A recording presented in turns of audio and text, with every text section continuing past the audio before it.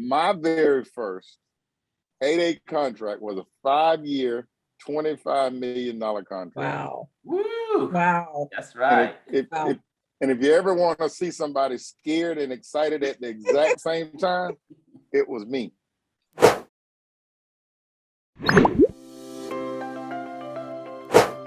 Hey, welcome to another episode of Governese, where we teach you and share with you how to speak the language of government contracting. Myself, I'm Abraham Xiong, I'm one of the co-hosts here, and I have my co-host. Hello, everybody. It is Crystal Spellman. Welcome to episode 3. Can you believe it? We are at episode 3 already. I know that happened pretty fast. When you're having fun, time just kind of flies, you know? Oh, yeah. But hey, let me start by sharing some good news. So my wife has been working extremely hard, and my son has been working extremely hard. I just kind of, I'm just their cheerleader. So I'm daddy, and so I get to cheer them on. But I'm wearing my favorite t-shirt for the week right here. All right. So my son just got accepted to SCAD. Awesome. He's going to be at the Atlanta campus. Congratulations, Arthur. Yeah, my son, his name is Arthur, and he wants to do animation, and so he wants to go to SCAD. Yeah, we got to teach Arthur how to get some government contracts after he graduates. Yeah. Well, he should already know. He probably already knows how to get them. Yeah, so I just want to share that good news with everybody before we kick That's off awesome. the session today. Yeah, congratulations. Yeah, thank you. I know my wife's worked hard and he's worked hard. I just get to enjoy the fruits of their hard work. Yes. All right. Well, hey, for all of you joining us for this Governese episode here today, we are going to have a lot of fun with you. And we have our guest speaker. He's going to be joining us in a little bit here. And then we're going to start off by talking about just happenings, what's going on in the government contracting market. Crystal, you want to share a few things of what's happening in the government industry for this week? Yeah, I was a little news coming out of the Department of the Navy. The Navy is working to increase the accountability of the primes to meet their subcontracting goals. And so first, I got to give kudos to the Navy for spending $17 billion in fiscal year 2021 with small business prime contractors. So that's big. Congratulations to the Navy for that. And so now what the Navy is doing is they're working to ensure that the small business subcontractors are also getting their fair share of contracts and not being, used, for lack of a better term, by the large businesses to get the subcontracts. So the Navy has conducted a service audit of their 10 of their major buying commands to see how the subcontracting is being managed. And one of the things that they did find, and which they know, is that they need to a better way to identify those prime contractors that are not meeting their subcontracting goals. Because currently the process is, for the most part, a manual one where the contracting officers are having to track that information. So they are saying that they, need to put a system or get a system that will basically, alert them to that subcontractors have not met their goals by the reports that the primes have not met their goals through their reporting. So if they have a system where primes have to report the information, if they're not reporting it, the system will let them know. And so I think that's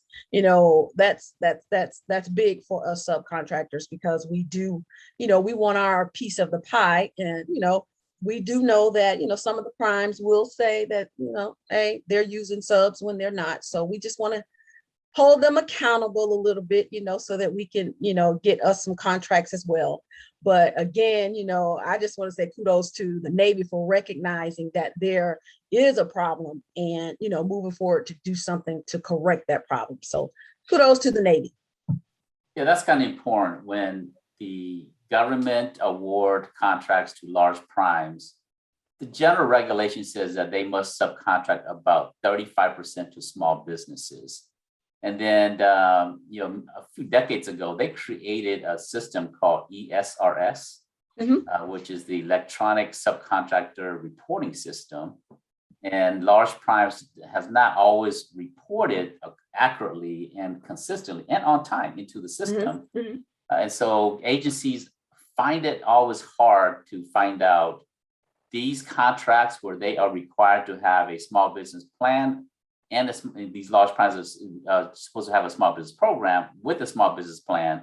But if they're not reporting accurately, it's hard for small business to find out if the large primes are meeting their goals, and the agencies don't know who's meeting their goals. Right. Absolutely. Yeah, I agree with you. It's important that agencies know so that they can hold accountability to these large primes. Large primes win about 80% of all the contracting dollars out there. And if they're not subbing out work to small businesses, small business is not going to get a fair share of the opportunities. Right. Hey, that's really good. Really good, important. So let's look at the Navy. Let's take a quick dive into the Navy a little bit. See, let's go to, a little dive into the Navy. We're going to go to usaspending.gov. And since we're talking about the Navy, let's look at fiscal year 2021. It's ended. And let's go to the agency and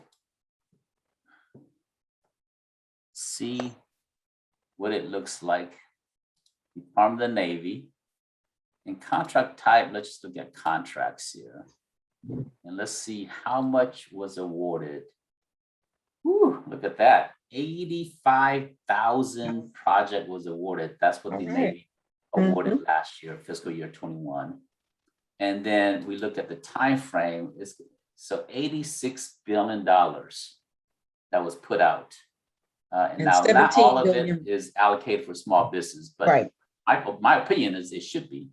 So $86 billion, and 35% of that should go to small businesses. So I'm going to take out my calculator. Let's do a little math here, right? So $86 billion and 86,000, 86 million, 86 billion times 0.35, 35% must go to small businesses in terms of the primes that win this year. So $30 billion must go to small businesses. That's a lot of money that's not going to small business. Yeah. And they did 17 billion in 2021. So they have a little work to do. Yeah. So they only got to 17 billion. Okay. Yes. Yeah.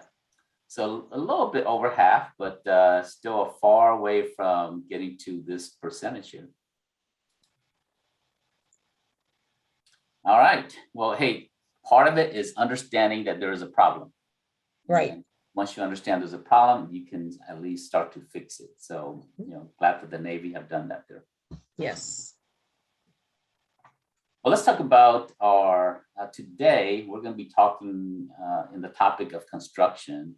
Our guest is, he's in construction. So let's talk about construction, and our word for the day, or our Governese word for the day, is going to be Davis-Bacon Act. And so to talk about Davis-Bacon, let's go into what the government has to say about Davis-Bacon. And we're going to free flow a little bit here. So we're going to put in here Davis-Bacon. And Davis-Bacon has many different related acts to it. And so if we come in here and we just kind of look at what is Davis-Bacon. In essence, it says any contract over $2,000 for construction, alteration, or repair requires that certain rates must be, the prevailing wage rates must apply to those contracts. And here's what that means. That means that if a business is working on a government project related to construction, they must hire their employees that is the minimum rate that they have to pay to their employees. Kind of like minimum the minimum wage to some degree, but these are Davis-Bacon raise or wages here. But let's look at how do you determine what the minimum rate you have to pay your employees. If you're a construction business owner, you win a contract. Now you have to make sure that you're paying your employees these minimum prevailing wages here. So to get to that, you want to use your friend, Mr. Google here. And I'm going to put in here sam.gov Davis-Bacon rates. All right, so it takes me, the first link it takes me is wage determination under SAM, because they used to have their own, the Department of Labor used to have their own website called the WDOL, wage determination here, but it's all moved under SAM now. So I'm going to go here and into SAM, and it's going to take me into the main portal. It's going to take me here, but to get to it, I want to go to, I really want to go here, and what says domains, I want to click on this. I want to go to wage determination. And then if you're in construction, I'm going to click on construction here. To determine in my state, so let's assume that you are in California, and you want to determine what are the rates you should be paying your employees that's working on government projects, federal contract projects. And then you choose which county you're in. So I grew up in California. Did you know that, Crystal? I did, yes. Yeah, I grew up in Santa Ana, California, which is Orange County. So let me go to Orange. So go to Orange County. I'm going to click on this here. Assuming I still live in California and that my business is based there, the project is, it's a federal project. So I click on that. It takes me to the specific county. And the way they determine wage determination is they actually look at the overall blended rate of what it is for that specific county.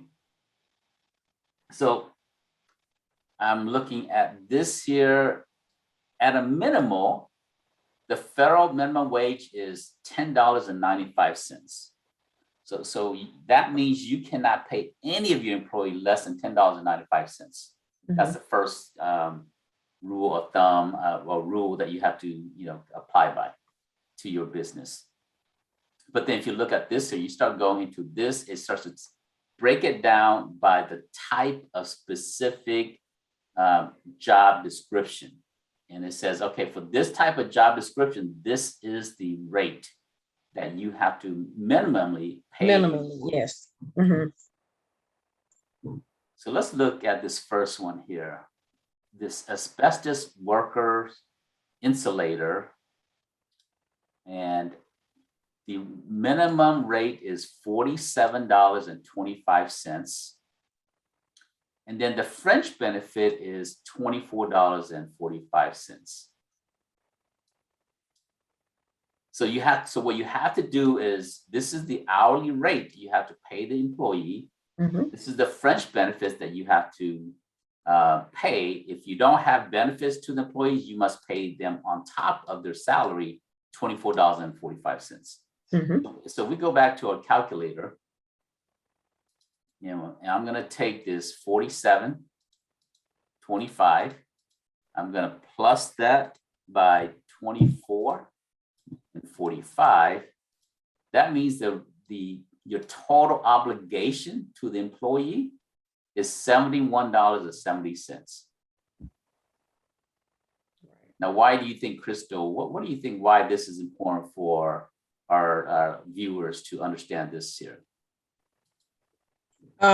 For one, when you're creating your pricing for your contract responses, your solicitation responses, you need to factor in these rates when you submit, because you definitely don't want to be outside of the range that this Davis-Bacon Act has specified and required. So for that reason. Absolutely, yes. When you're pricing your projects, and you don't understand that this is the minimal rate, let's assume you're paying your employee $40 an hour, and it's a good wage, but the Davis-Bacon wage rates is $47.25. So that means you're paying your employee $40, and you're supposed to pay them $47.25. That means when you put them on a government project and you only bid the project based on $40 an hour, not $47.25, you're going to end up having to pay that $7.25 on top to the employee, because once you understand the rates, or if they do an audit and they find out, let's assume you didn't know and you did the work. 6 months later, when there is an audit on the contract, you have to pay that $7.25 for the whole project to every single employee, and you'll probably get fined as well.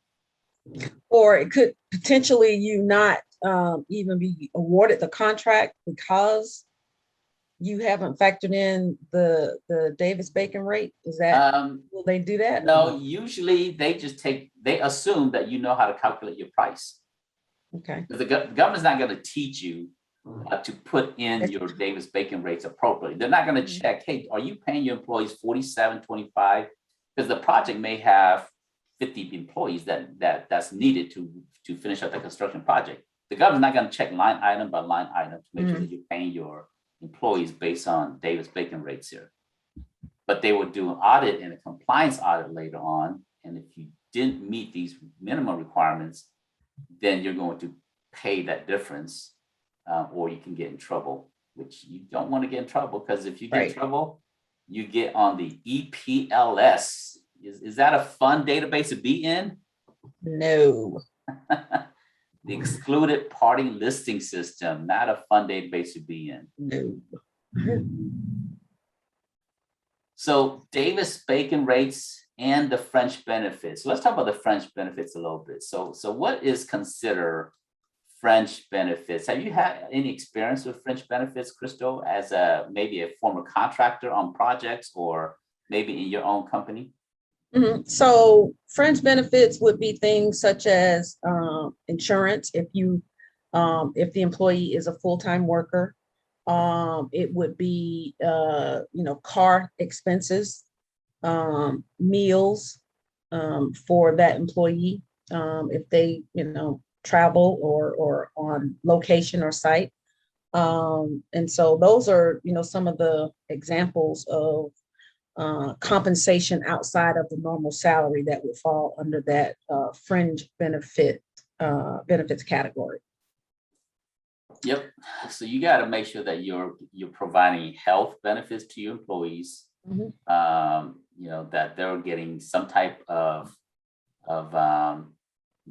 you're doing some matching. If you do have some retirement plans, different things like that, all falls under French benefits. Yeah. If you don't have that. Yeah, like childcare and like tuition reimbursements. Those are things that also fall under French benefits, which I've taken full advantage of the tuition assistance on pretty much every job that I've had in the last 20 years. So yeah, it's important. And if you look at this here, this is like pretty much about half of what this is. Yeah. So let's do that math here. If a business owner is not fully aware, so this is about 51%. So it's like 51% of whatever the rate is. So absolutely, you gotta consider both of this here when you're bidding on and creating your pricing for for these projects that you're going after. So let's take a quick look at a few different positions here, like the bricklayer, marble setter is 41. Let's look at a drywall. This is very common. Installer is 51. I'm in the wrong line of business. I need to. Yeah, I mean, some of these positions is just as much as like IT professionals, Yes. And well, do you know why though? Why these rates are going up? What's your Why guess? the rates are going up?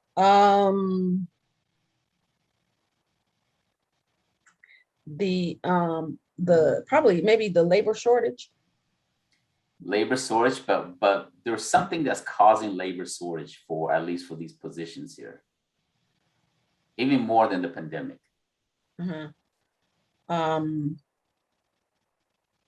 What is it? It's called baby boomers. Well, Yeah, a lot of these, retired. A lot of your laborers that are skilled technicians and skilled, these are really skilled positions here. Your younger generations, they don't want to get into these fields here, like the plumbing, the electrician. So they're not trying to get to these fields anymore. Your baby boomers and your Gen Y? No, Gen X, right? X. So your Gen X and your baby boomers, they're retiring and they're getting older, they're retiring. The younger generation that's coming up, everybody wants to be in animation like my son. They're not, they were born with a cell phone, right? They're born with a cell phone. Right. In their hand. And so they want to do technology. They want to do animators. They want to do all these other things. And that's not everybody. And but some of them, they're not aspiring to these fields anymore. So these fields, in my own personal opinion, one day an electrician will make more than a software engineer. Yeah, I think we're well underway to that happening. Yeah, I agree. The skilled trade workforce is and has dwindled. And oftentimes there has been like a stigma on going to school just for a skilled trade. I know in the past that's been the case, but now skilled trade, like you said, skilled trade industries are paying just as much as corporate positions. So I think there needs to be more advocacy or introduction to such industries, because the reality is that not all students or people out of high school are want to attend a four-year college, and to me that's fine. I am a proponent of skilled trade technical school education. So you can make a good sustainable living having a skilled trade. It's a good route into entrepreneurship, and we know government contracting, there's always work in these skilled trades. I've been to conferences and events where that's it's these skilled trades that the primes are looking for. They have a hard time finding individuals. And then there are trade schools just here in the city of Atlanta that are having trouble finding students. I mean, these programs are grant funded. A lot of the students can go free of charge, but they don't have people that are interested in it. And a lot of these are, people can make six-figure salaries, after 12 months or 24 months of training, and make a very good wage while they're even in these programs. So it's a good route to go. Yeah. So let's talk about that six figure that you just mentioned a little bit. So $51.19 an hour. So I'm going to do some math on this here. So if you work 2,080 hours at $51.19, that comes out to $106,000 a year being an electrician. And this is like, to become an electrician, you can start as an apprenticeship, go to a trade school. And this is, if you're working on a project as an electrician in the government space, you have to be paid a minimum of $51.19. So you're going to start off, you're going to be working at $106,000 a year. Now, if the company does not have French benefits for you, they have to pay you $22.14 on top of that. On top, So let's assume that they don't have French benefits for you. Let me do the math again. 51.19 plus 22.44. So that's $73 an hour times 2,080 hours. That's $153,000 a year. Nice. As an electrician. So great field to be in. Absolutely. Yeah, I think we should quit what we're doing. What we're doing now.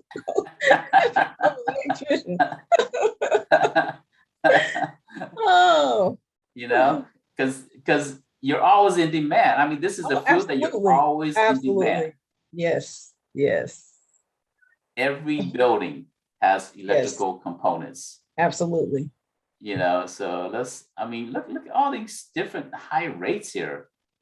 Look at this here, elevator mechanic, $59 an hour.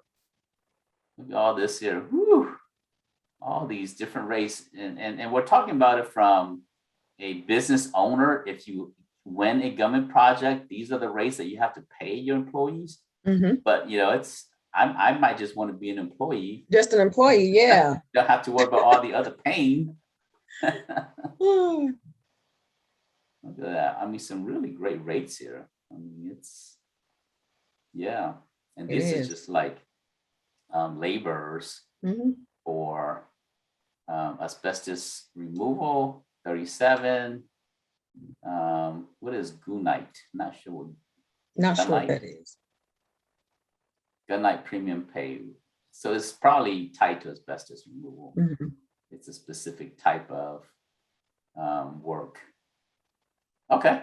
Well, that gives us a little perspective about Davis-Bacon rates and what is required if you are a construction company, what you need to think about, how to go out there and get these projects, but make sure that you're pricing appropriately so that when you do win, you're not going to lose money on these projects here.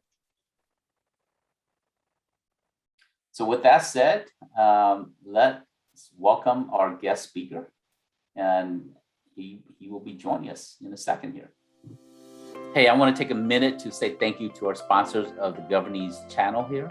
And if you're watching this here, please visit our sponsors because they make it possible for us to do the Governese channel. Our first sponsor is the Government Contractors Association. The Government Contractor Association, or GCA, is a national trade association comprised of commercial contractors, small and large companies, and government agencies, federal agencies, state agencies, local agencies, government staff, universities, nonprofits, and many other entities out there. Their vision is to create access to help small businesses to get into the government market, to open doors for commercial companies into the government marketplace, and to support government agencies in accessing more qualified contractors. Their mission is to educate, facilitate, and advocate for their members based on becoming the premier government contractor association with their 3 pillars. Learn more about the Government Contractor Association at govassociation.org, govassociation.org, govassociation.org. Our second sponsor is GovGenie. GovGenie, stop wishing, start winning. GovGenie is on a mission to democratize government contracting opportunities for small women and minority-owned businesses. Their objective is to change the disparities for small businesses in the $2 trillion government marketplace. GovGenie is like LinkedIn for government contractors. It is a social CRM unifying the fragmented government procurement lifecycle and uses AI and ML to help users to socialize, foster relationships, find bids, search for teaming partners, manage proposals, source industry events, and facilitate the capture management process. This saves you, the user, money and time with one streamlined platform versus many other disparate software out there. Learn more about GovGenie at govgenie.com, GovGenie.com, govgenie.com. And our third sponsor is the Boom Group. The Boom Group is a benefits organization. They do benefit solutions to fit your needs. The Boom Group provides fringe benefit solutions designed with the competitive government contractor in mind. They offer compliant healthcare benefits designed for contractors working under the Service Contract Act, or SCA, or Davis-Bacon Act, DBA, and state prevailing wage and local living wage laws. The Boom Group builds better fringe benefit solutions for government contractors with our 3 C's approach to benefits: compliance, competitiveness, and cost savings. Learn more about the Boom Group at www.boomgroup.com or boogroup.com. That's www.boomgroup.com. Well, hey, Crystal, you want to introduce our guests for today here? Yes. So everybody, we're telling you about our special guest, Mr. Marvin Campbell, Marvin, thank you for taking the time out to join us today. We really do appreciate it. I know that some of the information that you're going to provide is going to be very helpful to our viewing audience and to me as well. So I'm just excited. So you guys, Marvin is MGC Roofing is Marvin's company. He'll definitely give you more information about that. Marvin is my homeboy. Warner Robins, Wartown in the house. We got to represent. Yes, sir. And so, so thank you again, Marvin, for being here. So, we'll let you start off and just tell us a little bit about MGC Roofing, and we'll just kind of talk. Okay. Well, hey, you know what? Before we get to MGC Roofing and Marvin, I'd love to hear your story and so forth. But what I wanted to talk about is the Braves. The Braves are 3-2. Yep. I see your Brave gears there. You got your Braves gear. And so tell me what kind of fan you are with the Atlanta Braves. Well, I told my wife the other day, our daughter graduated from Georgia State. So we went up there. We moved some furniture up there for her. And so we had the opportunity to go to the Hawks game last night. Mm-hmm. I said, man, if the Hawks are good, the Braves are good, and if the Falcons come along, I could literally stay up in Atlanta for the whole weekend. I don't have to come home on Saturday no more. That's right.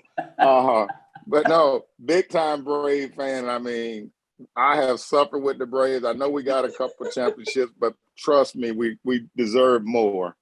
And I believe this is our year. All we got to do is get past these pesky Dodgers. I know. And I think we'll be okay. I'm scared to say the series is over because I did that last year, and y'all know how that turned out. So I mean, even when they win 4-2, somebody gonna have to still make me realize that we're actually going to the World Series if that happens. So because last year we were at 3-1 also in the National League, and then this year we were up 3-1. Right. We've been here before. Trust me. Mm-hmm. We done been here several times. It ain't over till it's over. Right.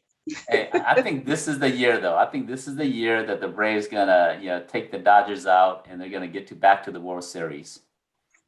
Yeah. I say this is the year every year, so I'm gonna be right one time. I guarantee you. If I just keep saying it every single year, that's right. The chances of me being right one time is increasing. So. Mm-hmm. Well, that's a beautiful thing about life and about sports, right? It doesn't matter if you lose this year. You have another chance next year. And that's life is like that. And being a business owner is like that. It doesn't matter if you didn't get that contract. Guess what? There's another one right behind that. And so keep hope alive, right? So with that said, tell us about your professional career, how you started your business. Let's start there, Marvin. Yeah, well, okay, good deal. I made me a little cue note, so if you see me looking to the right, I'm actually just looking. Oh, that's fine. We're raw and uncut. Okay, good deal. All right, so like Crystal said, my name is Marvin Campbell. I'm the founder and current president of MGC Roofing. I come from a long line of federal roofing 8A contracts. My dad was in the program in the 70s. Oh, wow. I've had 3 brothers that graduated the 8A program, and we're all roofing contractors. So they've all since graduated and moved on to other things.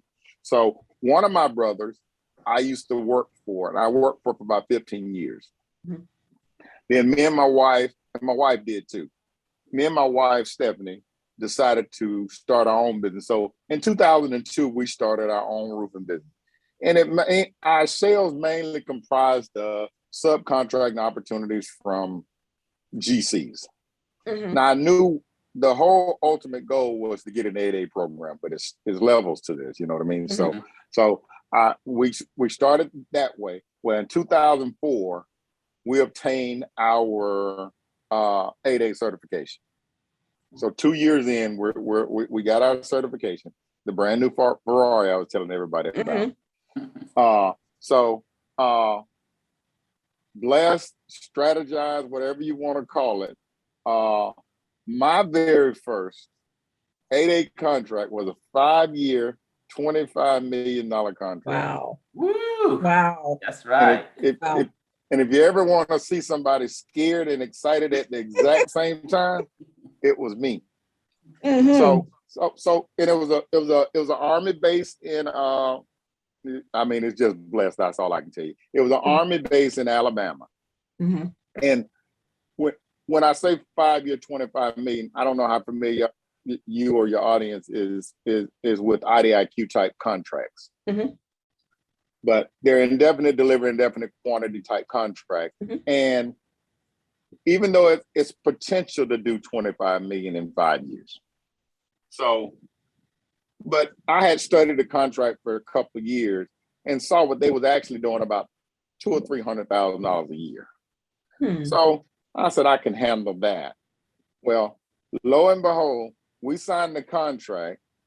Within a month, a tornado hit this base, not the town, just this base. Wow. So there's roofs flying all over the place. So they called me and said, hey, you're the IDIQ contractor, so come down and let's take a look at these roofs. I said, oh, no problem. We went down there and spent a whole week. Get down there, and we're looking at roofs in the morning, negotiating them in the afternoon, and they're signing the contract in the evening time. Wow. Well, $4.5 million later, we got $4.5 million at this work. Now I'm no longer excited and scared at the same time. I'm just scared at that point. Because, I'm brand new in the program and I got $4.5 million worth of work. Mhm. The year before that, we did $500,000 worth of work the whole year. So, but I had the experience. My brother did it. I had the experience. I had the connects. Mhm. I had the bonding capacity. So, and they issued them in task orders. So it Mhm. wasn't one $4.5 million contract. It comprised of several task orders. So I went to them and I was just honest with them. I said, look, I'm capable of doing all the work. I just can't do it all at one time. They said, no problem. Right. Do task order 1, do task order 2, and so on and so on.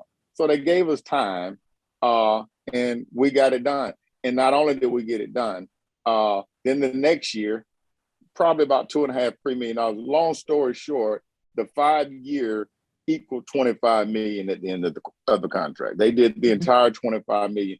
And that was an 8A. That was an 8A set aside. So in other words, we had to 8A competitive. I'm sorry. So we had to compete with other 8As. And then the second 5 years, or the second term of the contract, they decided to go HUBZone. So now I'm still wanting this contract, so I have to scramble around here and get HUBZone. So we got HUBZone, so we was eligible to bid it, and we got it again. Okay. And then, long story short, we kept that contract for almost at least 10 years, because we kept it the whole duration of our 8A program. So, and then we just kind of specialized in 8A IDIQ federal contract. All we do is federal government work. We do no residential. Okay. We do no commercial. Most of the time we'll do commercials out of a favor to a GC that we're familiar with or something to that. But our bread and butter is strictly the federal government.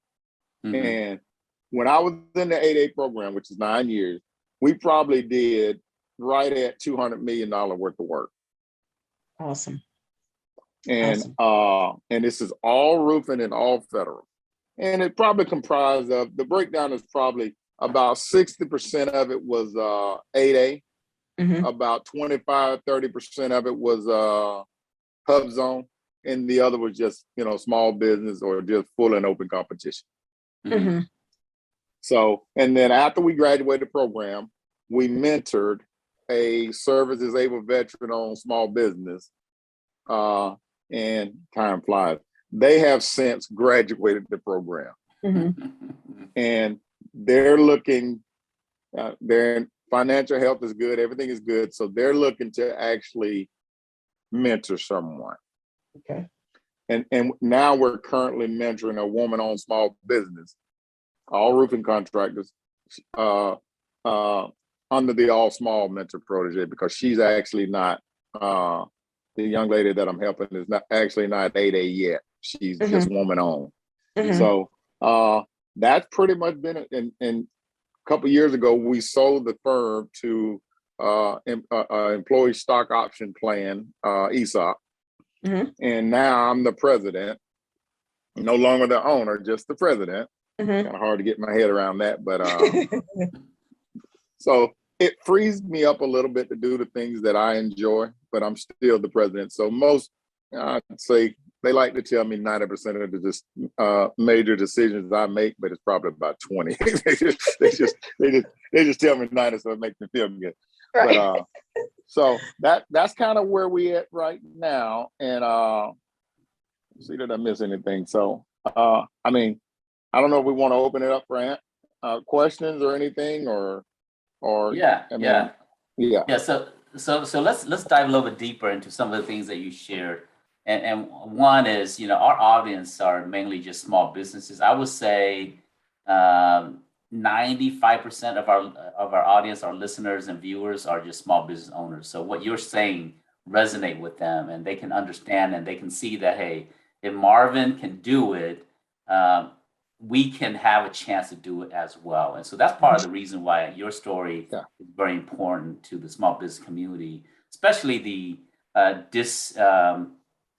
disenfranchised, the smaller businesses, the minority-owned businesses, the women-owned businesses out there that's trying to say, hey, I want to do this here. I just don't always know how to do it. And to listen to someone else who's done it, it gives them the inspiration and gives them the self-confidence that I can do it as well. So let's go back a little bit. So I want to go back to, you said that you've had family that's been in the government space for a long time, from the 70s.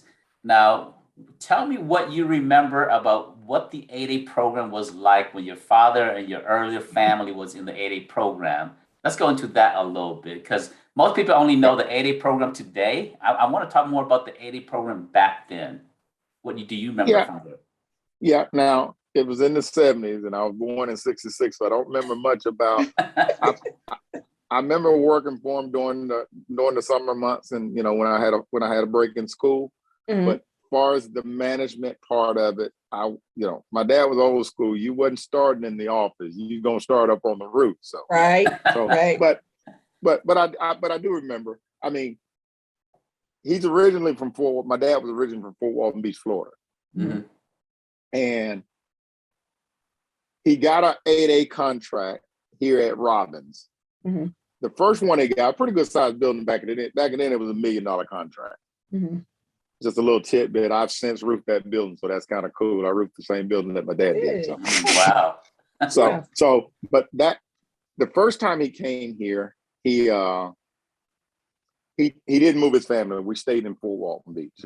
Well, he saw it was more opportunities here at Robbins than it was in Florida. So he said, you know what? I'm just going, and Crystal, you know what I'm talking about. He said, I'm just going to build a house right there in Bonaire. So he built the house in Bonaire, and then he moved us here, and we've been here ever since. But the 8A program haven't really changed. The core of it haven't anyway. I mean, they've allowed more people in than they used to. It used to be strictly minority. Now, a woman is considered a minority now, and those type of things. So it's opened up to a lot more people. Back when my dad was in it, you was almost African-American to get in it. And I don't think it was a law of that, but you was almost African-American to get in. Now, I mean, there's several ways to get in, but the core of it is still the same. It's a 9-year program. 4 years developmental and 5-year transition, or vice versa.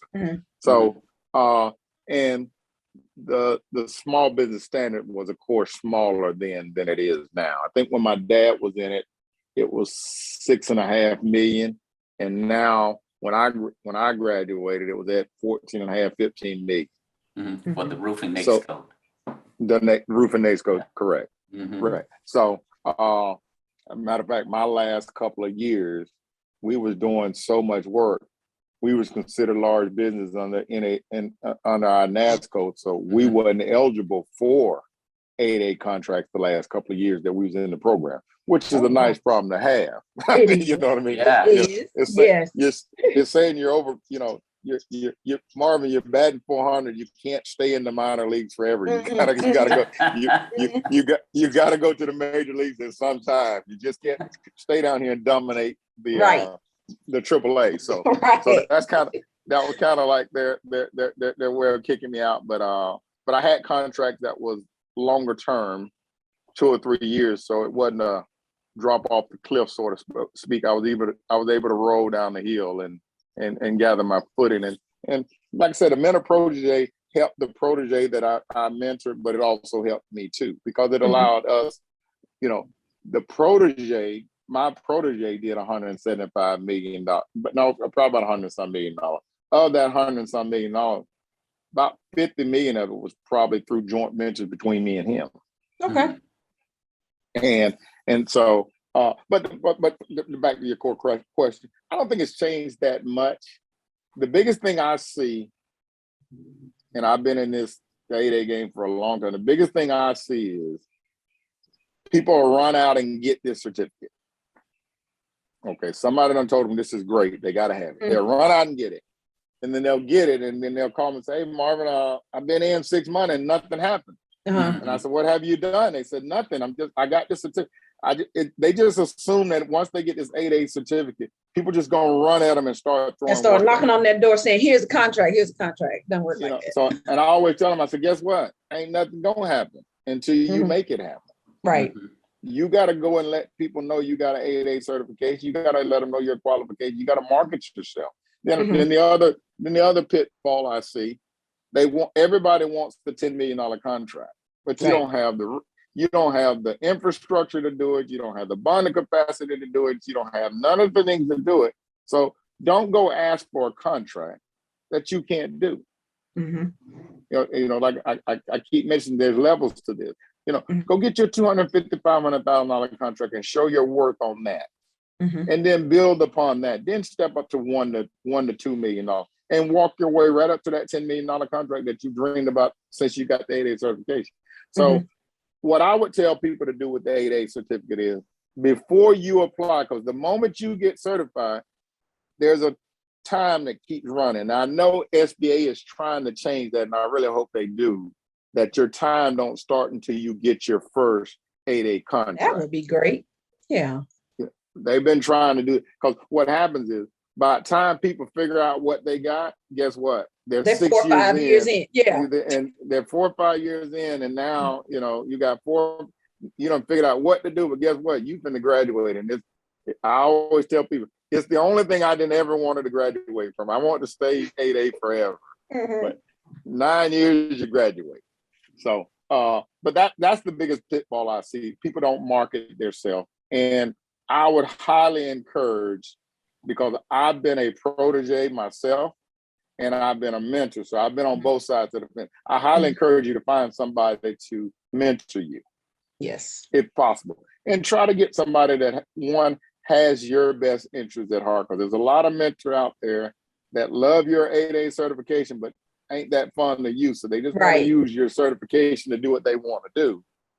And in 5, 6 years in, you got a little money, but you have no ability to go at a contract yourself. The whole purpose of the mentor protege is, I use the analogy of, I'm trying to help this bird gain its wings. Once this bird gains its wings, well, you got to let him fly. If you continue to hang on to that bird, now you're just dead weight.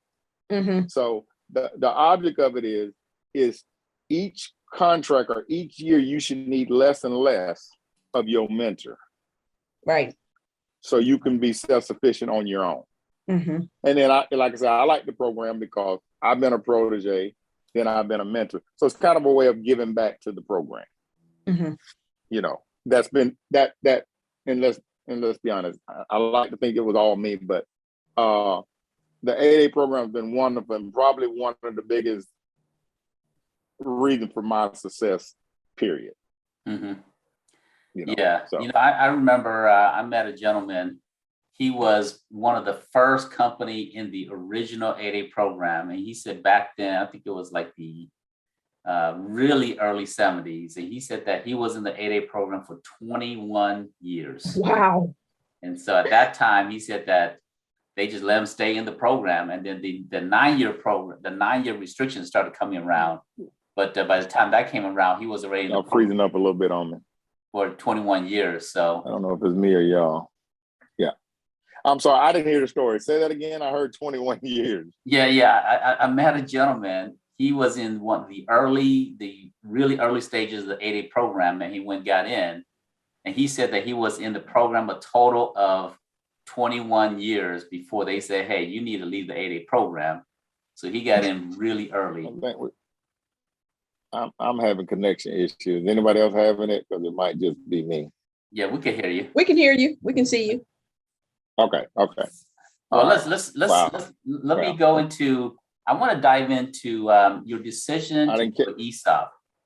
And I want to talk about your decision to do an ESOP and what led to that and why and how did that process go? Because that's the part of growing and transitioning your business is to again, I can't see y'all anymore, but can y'all hear me? Yeah, yes. We can hear you. We can hear you, Marvin. Okay. So I think you asked about the ESOP, correct? Correct. Uh-huh. Yes. Yeah. So again, ESOP is just a fancy, in my eyes, was just, first of all, ESOP is an employee stock option plan. In other words, it's profit sharing. Well, my whole tenure of being the founder and the president of MGC, I've always profit shared. I mean, it's just the right thing to do. And, so every year we would profit share 10% of our profit. So, and it's amazing how that work is. The guys that was part of the profit sharing, of course, they want their profit. They wanted their share to be bigger.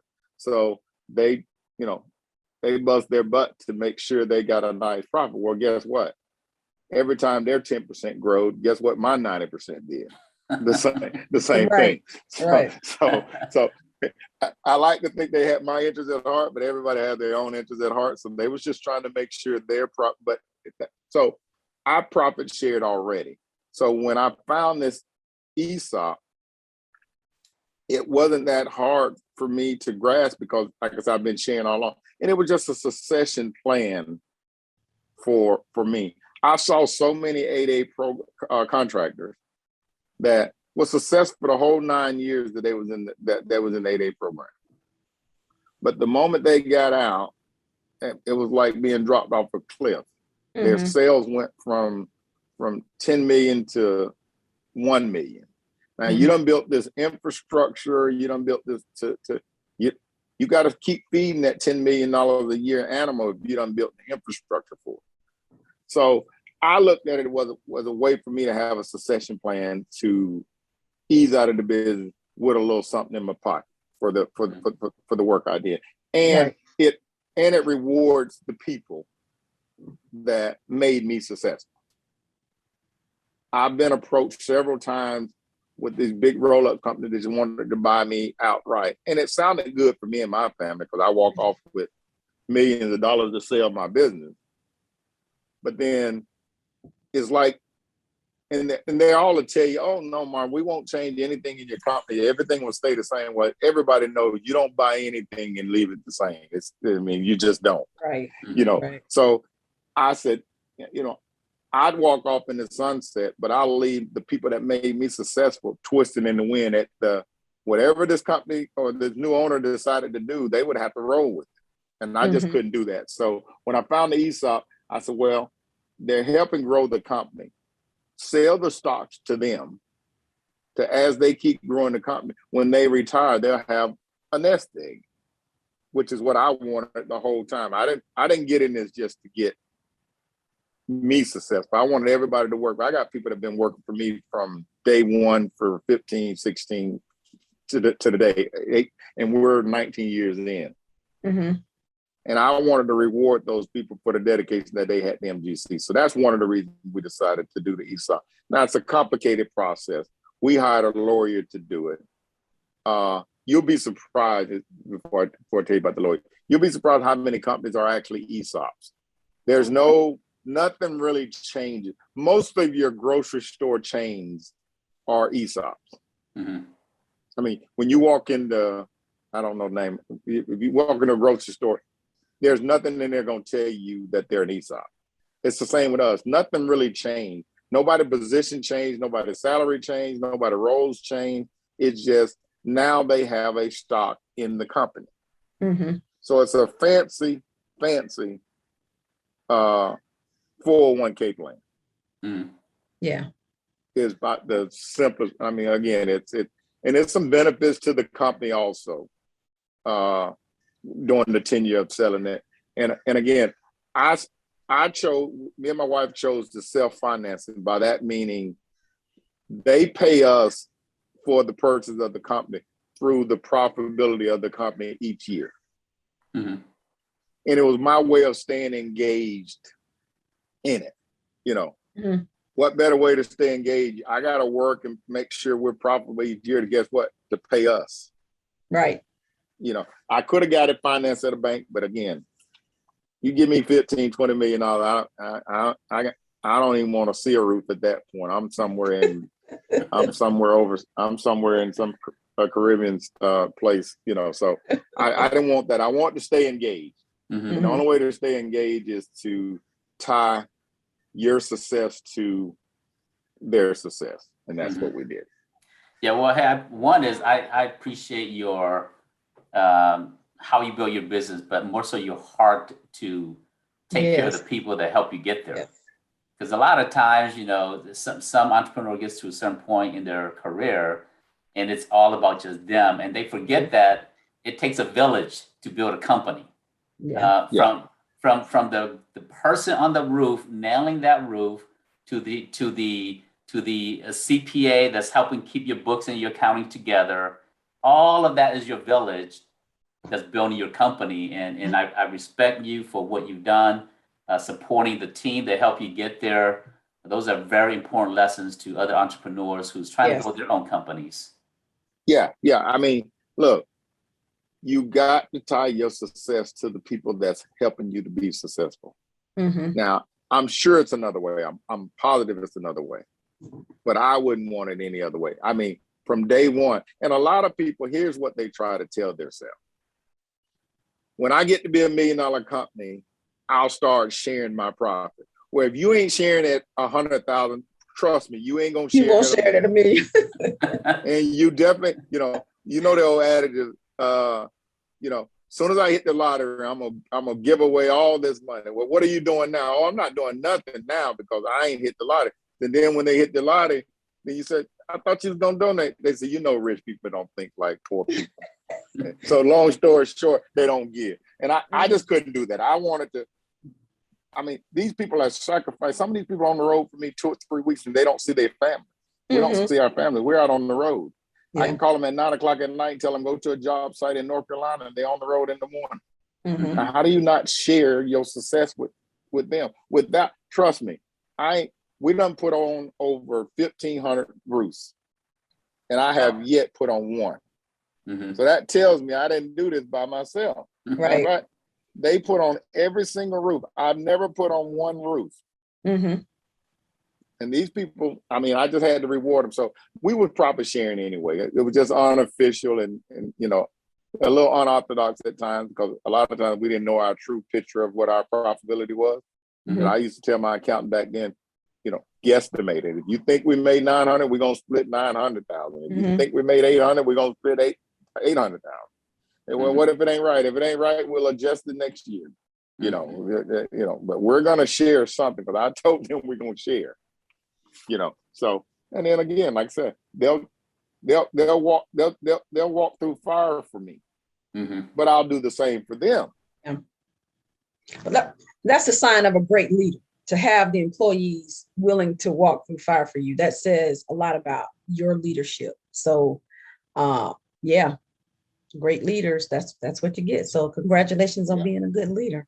Great. Well, thank you. Well, let me ask you a different question here. Yeah, we've talked a lot about the success that the companies had. Share, because all of that was just not. You didn't just go from nothing to something. Along the way, there's some hard lessons learned. Can you share some of the You're breaking up. Challenges, some of the pitfalls, some of the things that you learn along the way? Yeah, I think I got half of your question, but I think I got it. Yeah, I mean, definitely was some pitfalls. Definitely was a pitfall. Now, again, I come from a long line of 8A contractors. So I knew exactly what to do with the certificate the day I got it. Mm-hmm. There was no learning curve for me. There's no way I would get a 5-year, $25 million contract out of the 8A program in 2 months after I got the certification if I didn't come from a long line of successful 8A contractors. Mm-hmm. I had 3 brothers. They're all older than me, and my dad. Not more so my dad, but my brothers, because they're older than me, but not 10, 15 years older than me. So I saw all the good things they've done, and I saw the bad things they've done. Mm-hmm. I saw all the things that made them successful, and I saw some things that weren't successful. So being the baby brother, I got the opportunity to sit there and say, okay, here, he did great on that. I think I'll take that part. Uh-huh. Roy, you didn't do that great on that. I don't think I'm going down that road. So I was able to, again, I was able to sit back and study. It's almost like I had the playbook before the game started. Mm-hmm. So all I had to do was just run the plays. It's already, it's easy to run a play when you know it's going to be successful. Well, I saw the play was being successful. So I gave it 100% into it. And a lot of people said, I don't know if this is going to work. I said, look, it's not a matter of if it's going to work. It's just when it's going to work. I know it's going to work because I saw it. I mean, my brother, Eric, took an 8A business. At one time, he was in the top Black entrepreneur roofing contractors in the United States. He was doing right at $100 million worth of work a year. Mm-hmm. And I worked for him and went everywhere he went. So I got to learn the program really well. But mainly the pitfalls for me was it's so hard to find not only qualified people, but keep in mind, we do all federal government work. And after 9/11, the bases got really, really strict on who got a badge or not. So it was challenging. Not only did we have to find a qualified guy in the roofing field, but we had to pray. We had to cross our fingers and hope that he could pass the background check. Mm-hmm. Yeah. And it never failed. The 8 guys that couldn't roof a lick always passed the background check.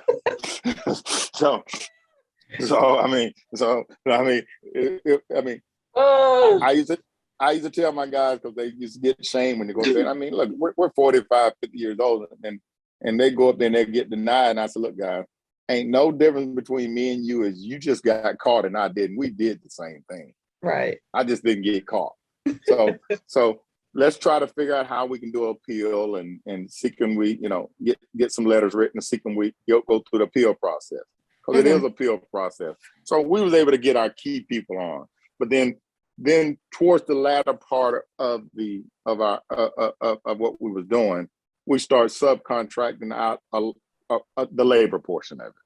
Mm-hmm. So in other words, putting that burden on a subcontractor, you go find the guys that quality that can put on the roofs, and we'll subcontract the labor to you. And that's been a successful model for us for a little while. Yeah, that's actually really good. Yeah, I love that strategy there where you initially, when you started, you took all the burden of getting people qualified, getting people to pass all the background checks. And then you realize that, hey, you're using all these different subs, share the responsibility to some of your subcontractors. And that's really an important strategy for small business owners. As they're growing their company, they need subcontractors. And by passing and sharing the risk and rewards to your subcontractors, that's a little bit of how you grow your company. So very good strategy. Yeah, and it's a quick way of growing your look. I've done it both ways. I self-perform all our work. At one time, 120 people used to show up at my office and we disperse about the job. And trust me, y'all don't see it because I got on this gray hair, but that's where all that gray hair comes from. So, but then, not only the management of those people, but the cash flow. I mean, can you imagine what 100 personnel payroll look like? So once we start subcontracting it out, now you got to share in the profitability. It's less profit, but it's less headache. So therefore you can do more of it. So we replace the profitability with more volume, because now, even though 100 employees can do 4 or 5 jobs at a time, if I got 10 subs, we can do 10 jobs at a time. And I don't care the payroll. I just pay every 30 days. Right. Yeah. So it allowed me to grow quicker than, it allowed me to grow quicker that way than the other way. Because like I said, you need a ton of money if you're going to try to self-perform all your work, what we're doing. Because it's nothing to have a $300,000 or $400,000 payroll. Yeah. Right. So share with me, what's your guesstimate, since you guys have been doing this here from when you started your business till today, like how much revenue have you guys done in the government space? Any ballpark idea of where you guys are at? Yeah. There's a website called USA, I think it's USA Spending.gov. Yes. Yeah. So, and it's public knowledge. All you gotta do is know the company's name. I sent it to Crystal one time. Every time I hear somebody going for their 8A certificate or anything that's related to 8A, and I hear them saying how tough it is to get the certification, and it is. But I also like to encourage them of if you do get your certificate, here's what you can do. So one day he has been encouraging me, because he saw my pain. He felt my pain. And so, yeah, he has been encouraging me, and I really do appreciate that, because I needed it at that time, and I still need it. Thank you. Right. Yeah. All right, so Marvin, so let's look at it. So you've won 802 contracts. Yeah. Since you've been in the program, and based upon this here, you have grown. You've done millions and millions and millions of government contract over the years. Correct. So, really I think that totals up to, I don't know, I guess about 170. Yeah. There you go. So 155 plus the VA plus all the other ones. So it's about 160 million-ish. Yeah. Because of prime award. Well, we actually got 2 cage codes, so it's probably 10 or 15 million on another cage code. Okay. So I would say it's about 175 million, and then if you put in A-VET roofing, what I do is you can search for more than one recipient at a time, and it'll combine their sales.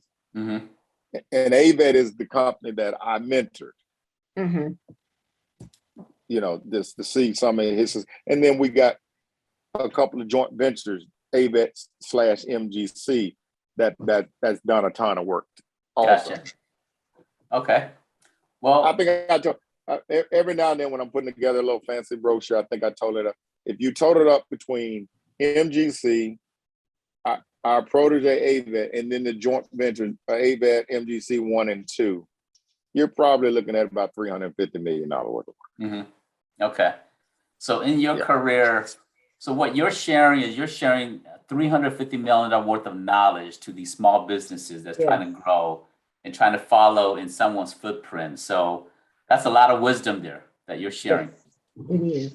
Yeah, and trust me, even though I had the knowledge of the 8A program, I started off just like everybody else. I had almost little or no financial backing, no bonding capacity. I convinced my brother to indemnify one of my bonds just to get me started. And indemnification is pretty much like co-signing on a car. Mm-hmm. You know, everything's fine as long as I do what I'm going to do. It never affects him. If I don't do what I say I'm going to do, then he has to step in and do it because he co-signed or indemnified. So yeah, I mean, you know, like I said, I just had the knowledge of how to go get a federal government contract. Still And, gotta, yeah, the knowledge is the first step, right? And then the action that follows and going and putting it into practice is the next step. Yes. Mm-hmm. Yeah. And look, there's no rocket science to this. Whatever your NAS code is, find someone, and you're going to find someone similar to me. Find somebody that's been successful in your NAS code that went through the 8A program. They might not want to do a mentor protege relationship with you, but they'll unofficially share some knowledge that will help you. Mm-hmm. Right. You know, I mean, I always tell my wife, it's a way of giving back and bragging at the same time. Mm-hmm. You know. So I get to toot my horn and I encourage, but mainly I do it to encourage. I mean, Yes. I want to encourage people to it can be done. I'm no different. I don't have a college education. I graduated high school. I mean, they gave me a diploma. I ain't gonna even say I graduated. they gave me a diploma. You know, let's just say that. So, but with hard work, prayer, and faith, and able to put my people in position of success, made me successful. Mm-hmm. I mean, it's a simpler formula to me. I know it can sound complicated, but all you got to do is take care of your people, and your people going to take care of you. Mm-hmm. Yes. It's just that simple. Mm-hmm. So I love that success formula. So your success formula is surround yourself with good people, take care of those people, and they'll take care of you back, and all of you are successful together. Yeah, I mean, because once I sell a job, all these jobs you see that's being sold, somebody had to go perform this work. And trust me, if your performance, with the way the government treats past performance and federal data and all this stuff is on the internet now, your past performance is your credit. Mm-hmm. I can sell one job, but if we don't do a good job, I promise you, I don't care how low my price is, they're not going to want me on the next job. Right. So I sold the job. They had to build it. So it's a combination. I could sell all day, but if I'm putting on bad roofs, there ain't much selling. I mean, I'm not that good of a salesman. Mm-hmm. So a lot of times we get a project and perform well on it through my people, management and labor, that will literally get us another job, whether it be negotiated or most of the time it wasn't even bidded. You know, Mm-hmm. They like you and they want to keep you. Well, as long as you're in an 8A program, they said, well, how can we get you? Not hope we get you through the competitive process, but I said, well, there's a thing called sole source, and then they call you BOA, and she blessed it. And now you're going there negotiating. Now you're negotiating contracts instead of competing. So There you go. Yeah. While you were in the 8A program, what percentage of your contracts were sole source, and what percentage was 8A competitive? They call that the 8A business mix. I would say 30% of it was sole source. Mm-hmm. Okay. 30% of it was sole source, and the other 70, was through a competitive source. Mm-hmm. A lot of the work you see on that U.S. spending gov is IDIQ type contract. We had long-term contracts, 5-year, 25 million, 5-year, 40 million, 5-year, 20 million. So we had contracts that, like, we got a job in Virginia that we've been up there since, 20 years, 16 years. And when you get contracts of that term, you can literally go set up a satellite office as if you got a branch office, because you got enough work to support it. Mm-hmm. So now federal government work brought you into that space, but there's other opportunities around that space. But now you're almost considered, I mean, you've been somewhere for 16 years, you're local. I don't care what you Right. call yourself, you're Right. local. Yeah. You know, even though your corporate office is in Georgia, you look just like a Virginia contractor in the satellite office that we have. So we was able to have long-term contracts. So when you see those 802 contracts, I would say 80% of them are task orders that from an existing contract that, they just issue task order number 1, task order number 2, task order number 3, and they look like individual contracts, but that's just task order. And they can range from some of them as small as $5,000, and I think a couple of them on there. Like I think the largest job I've ever done federally is at Robins Air Force Base. It was $8,600,000 and some thousand. That was one task order. So that wasn't a bid process. Wow. Well, I shouldn't say it wasn't a bid process.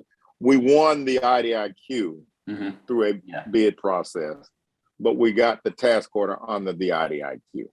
Gotcha. Yeah. Well, hey, it's been really great having you here. Share some of your experiences. Chris, you got any last questions for Marvin before we wrap up here? No, well, I guess one other question, because you provided some great information. This has been very helpful for me.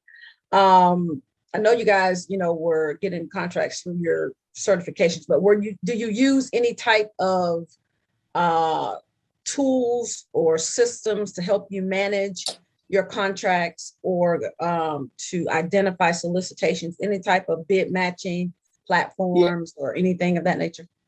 Yeah, I mean, there's several out there. When I first started, wasn't many out there, but there's several out there now. But I mean, to be honest with you, we used, back then it was called Federal FBO, Federal Biz Ops. They done since integrated to SAM.gov. Right. But it was a free service. I mean, you could query it by, I didn't want to, it's a zillion contracts out there. I would just streamline it to what I was looking for. I type in my NAS code, and I might even type in a region. And a lot of times, I had it where every day they sent me a report on them. And I determined based off of that report on what we was going to bid. And so to answer your question, we never did now we've since they got one called EasyGov. It's a paid service. It's a very similar to Federal Biz Ops or any of those, but it's a paid service. So we use it now because it just, I'm not a big fan of the new one that they got. I used to like the old Federal Biz, FBO, but the new one is kind of convoluted to me. So we went to that.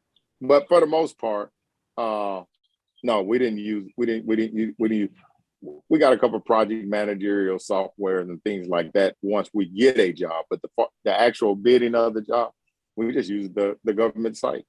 Okay. Well, that sounds good. Well, hey, if you were to share any last maybe tips or strategies or things with our viewers, any last closing comments you want to share with anybody in terms of what you've learned throughout the year? Yeah. Small business, you got to market yourself. And I know that's difficult now with the pandemic, and it was even getting difficult before the pandemic because of, viruses and security issues within the government. But you have to find a way to market yourself. There is a mandate with Congress every year on how much federal government's got to spend with small business. And they even categorize it by 8A, HUBZone, service-disabled veteran, whatever you are. And there's bases that do more of it than others. You just got to find the one that's doing your NAS code and market yourself. But I would cautiously preach, don't market. Look, if you're not ready to do nothing but drive a Volkswagen, don't market yourself as a Ferrari. You're not a Ferrari yet. Go get you a job that you're capable of doing. When I say capable of doing, managing, financing, and the resources. And if that's $100,000, fine. If that's $1 million job, fine. Because once you get a job that they give you, that's your resume from here on out. So you want to make sure you got the resources to do it. Because if you don't, you usually don't get a second chance because you're not the only one with the certificate that you got in your hand. I mean, they're just gonna move to the next person. Right. So I would definitely tell you market yourself, and it's easier to do now. Like I said, it's a little bit easier to do now because you can broad. And I never did get a paid service to do my marketing. I literally did my marketing myself. Mm-hmm. Who better knows me than me? Right. Who can sell Marvin better than Marvin? Nobody. Right. Right. So I sold myself. Now, of course, I had a brochure and everything. I had cue cards, but I sold myself. I would call the contracting officers. I would call the KOs and say, hey, now I'd get somebody to schedule a meeting, but 9 times out of 10, I'm either going to be there in person or back in the day, it was a speakerphone, but now Zoom, I'm going to be present at that marketing because you only get, first of all, they're only going to give you one chance to market. Right. So this is your only shot to get it. So I want to be part of that. Yeah. So market is all I can tell you. All right. Well, hey, those are really, really good tips there. Hey, thanks so much for sharing your life, your experiences, your success with all of our viewers. Marvin, really appreciate you, and we'll look for meeting you in person, maybe at the Braves game in the coming days. Right. Yeah. I'll see y'all at the World Series. I'm claiming. Right. Go Braves. Thank you so much, Marvin. We really do appreciate it. Y'all take care. Awesome. All right. Take care. All right. Bye. Well, hey, thanks for viewing this channel with us here. We just wrapped up a session with Marvin Campbell with MGC Roofing and Construction.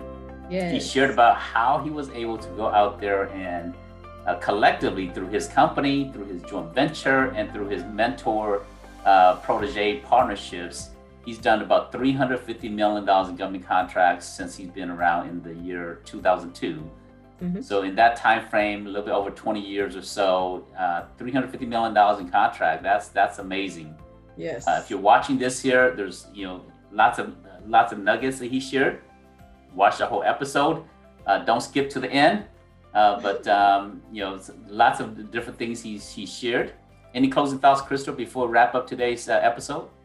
Yeah, I echo your sentiment. Definitely take a listen. He dropped a lot of nuggets. And I know as a small business owner, I was over here taking my own notes. So I'm definitely thankful and appreciative for his time and his knowledge, because that's what us as small business owners that are still just making our way through this government and figuring out this government space. That's the kind of input we need from people who've been there, done that, and from people who are willing to, guide and mentor us. So I'm really thankful that we had the time and the opportunity to chat with Marvin. Absolutely. Well, hey, signing off until the next episode, and don't forget to subscribe, hit that notification bell, and we'll see you on the next episode. Take care, everybody. Hey, I want to take a minute to say thank you to our sponsors of the Governese channel here. And if you're watching this here, please visit our sponsors because they make it possible for us to do the Governese channel. Our first sponsor is the Government Contractors Association. The Government Contract Association, or GCA, is a national trade association comprised of commercial contractors, small and large companies, and government agencies, federal agencies, state agencies, local agencies, government staff, universities, nonprofits, and many other entities out there. Their vision is to create access to help small businesses to get into the government market, to open doors for commercial companies into the government marketplace, and to support government agencies in accessing more qualified contractors. Their mission is to educate, facilitate, and advocate for their members based on becoming the premier government contract association with their 3 pillars. Learn more about the Government Contractor Association at govassociation.org, govassociation.org, govassociation.org. Our second sponsor is GovGenie. GovGenie, stop wishing, start winning. GovGenie is on a mission to democratize government contracting opportunities for small women and minority-owned businesses. Their objective is to change the disparities for small businesses in the $2 trillion government marketplace. GovGenie is like LinkedIn for government contractors. It is a social CRM unifying the fragmented government procurement lifecycle and uses AI and ML to help users to socialize, foster relationships, find bids, search for teaming partners, manage proposals, source industry events, and facilitate the capture management process.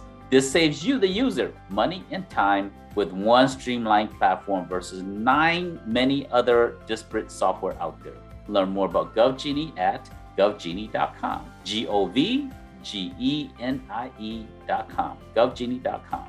And our third sponsor is the Boom Group. The Boom Group is a benefits organization. They do benefits solutions to fit your needs. The Boom Group provides fringe benefit solutions designed with the competitive government contractor in mind. They offer compliant healthcare benefits designed for contractors working under the Service Contract Act, or SCA, or Davis-Bacon Act, DBA, and state prevailing wage and local living wage laws. The Boom Group builds better fringe benefit solutions for government contractors with our 3 C's approach to benefits: compliance, competitiveness, and cost savings. Learn more about the Boom Group at www.boomgroup.com or BOOGROUP.com. That's www.boomgroup.com.